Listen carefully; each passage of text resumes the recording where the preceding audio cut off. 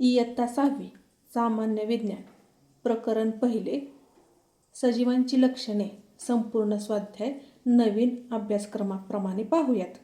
प्रश्न पहिला, रिकाम्या जागी योग्य शब्द सुचवा. त्यातील पहिला आकडा अ. प्रत्येक सजीव स्वतःसारखे आणखी सजीव निर्माण करतो, त्याला टिंबटिंब असे म्हणतात. उत्तर आहे प्रजनन. प्रश्न दुसरा, टिंबटिंब आणि टिंबटिंब ही सजीवांची प्रमुख लक्षणे आहेत. उत्तर आहे वाढ आणि प्रजनन. प्रश्न तिसरा क. अन्नामुळे होणारी सजीवांची वाढ आणि विकास यांना सजीवांचे टिंबटिंब असे म्हणतात. उत्तर आहे लक्षण. प्रश्न चौथा ड. सजीवांचे शरीर टिंबटिंबचे बनलेले असते. उत्तर आहे पेशींचे. प्रश्न दुसरा, पक्षी, मासे, जनावरे हालचाल करून स्वतःची जागा बदलू शकतात. पालापाचोळा तसेच ट्रॅक्टर, बैलगाडीसारखी वाहने त्यांच्या जागा बदलू शकतात. या दोन्ही प्रकारच्या हालचालीत महत्त्वाचे फरक कोणते? उत्तर पाहूयात.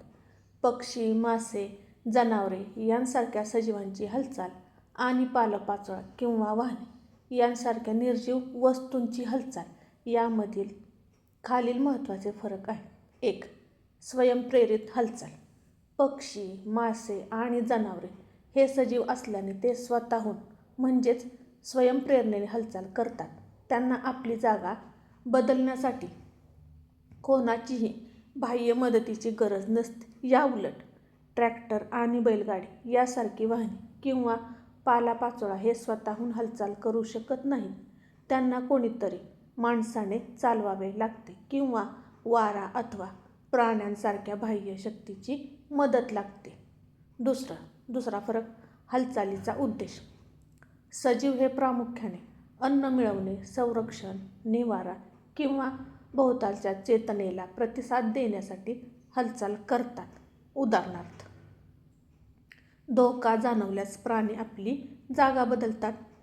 निर्जीव वस्तूंची हालचाल कोणत्याही उद्देशाविना किंवा केवळ बाह्य शक्तीच्या प्रभावामुळे होते. उदाहरणार्थ वाऱ्यामुळे उडणारा पालापाचोळा. तिसरा फरक, सजीवांचे लक्षण. हालचाल करणे हे सजीवांचे एक प्रमुख लक्षण आहे. सजीवांच्या शरीरात अंतर्गत ऊर्जा निर्माण होत असल्याने ते हालचाल करू शकतात. तर निर्जीव वस्तूंमध्ये अशी कोणतीही जैविक प्रक्रिया नसते. म्हणजेच थोडक्यात सांगायचे तर सजीवांची हालचाल ही त्यांच्या जगण्यासाठीची गरज आणि स्वतःची क्रिया, तर निर्जीव वस्तूंची हालचाल ही बाह्य घटकांवर अवलंबून असते. प्रश्न तिसरा, अनेक रोगांचे जंतू अतिशय सूक्ष्म असतात. ते नुसत्या डोळ्यांनी न दिसण्याइतके लहान असतात. एवढ्या लहान सजीवांचे प्रजनन होत असेल का? तुम्हाला काय वाटते? हे कशावरून ठरवले ते सांगा. उत्तर, हो, अनेक रोगांचे जंतू हे जरी अतिशय सूक्ष्म असले तरी त्यांचे प्रजनन नक्कीच होते. मी हे खालील मुद्द्यांच्या आधारे ठरवले आहे. त्यातील पहिला आकडा, सजीवांचे प्रमुख लक्षण. प्रजनन हे सजीवांचे एक प्रमुख आणि महत्त्वाचे लक्षण आहे. एखादी वस्तू सजीव आहे की निर्जीव हे ठरवण्यासाठी तिचे प्रजनन होते की नाही हे पाहिले जाते. पुढील आकडा, सजीवांची विविधता. सजीवांमध्ये आकाराच्या बाबतीत खूप विविधता असते. ते खूप सूक्ष्म म्हणजेच नुसत्या डोळ्यांनी न दिसणारे असू शकतात किंवा खूप विशालकाय देखील असू शकतात. पुढील आकडा किंवा मुद्दा, प्रजननाची व्याख्या. प्रत्येक सजीव स्वतःसारखा दुसरा सजीव निर्माण करतो. जंतू हे सूक्ष्म असले तरी ते सजीव आहेत. त्यामुळे त्यांच्यातही स्वतःची संख्या वाढवण्याची म्हणजेच प्रजननाची प्रक्रिया घडते. थोडक्यात सांगायचे तर जंतू हे सजीव असल्यामुळे आणि प्रजनन हे सजीवांचे मूलभूत लक्षण असल्यामुळे हे सूक्ष्म सजीव देखील प्रजनन करतात. प्रश्न 4. सजीवांना भोवतालच्या परिस्थितीची जाणीव असते. हे उंदीर, मांजर, कुत्रा यांच्या वागण्यांवरून स्पष्ट करा. वेगवेगळ्या प्रसंगात ते कसे वागतात याचे अनुभव, निरीक्षणे लिहा. उत्तर पहा. प्राण्यांना परिस्थितीची जाणीव असते. त्याला चेतनाक्षमता म्हणतात. उदाहरणार्थ, उंदीर धोक्याची चाहूल लागताच लपतो, तर मांजर उंदीर दिसताच सावध होते. कुत्रा अनोळखी व्यक्तीला पाहून भुंकतो. हे सर्व प्राणी प्रकाश, ओलावा किंवा धोका यासारख्या बदलांना प्रतिसाद देतात. प्रश्न 5. प्राण्यांच्या हालचालीचे सुचतील तेवढे वेगवेगळे प्रकार आणि त्या प्रकारांनी हालचाल करणारे प्राणी यांची यादी करा. उत्तर. प्राण्यांच्या हालचालीचे प्रकार व उदाहरणे. 1. चालणे, धावणे. कुत्रा, घोडा, जनावर. 2. उड्या मारणे. बेडूक, कांगारू. 3. पोहणे, मासे. 4. उडणे, पक्षी, फुलपाखरू. 5. सरपटणे, साप आणि गांडूळ. प्रश्न 6. वनस्पतींना चेतनाक्षमता असते हे ज्यावरून समजते अशी सुचतील तेवढी तुमची निरीक्षणे आणि अनुभव लिहा. उत्तर. वनस्पतींची चेतनाक्षमता दर्शवणारी निरीक्षणे. 1. लाजाळूंच्या पानांना हात लावताच ते मिटतात. 2.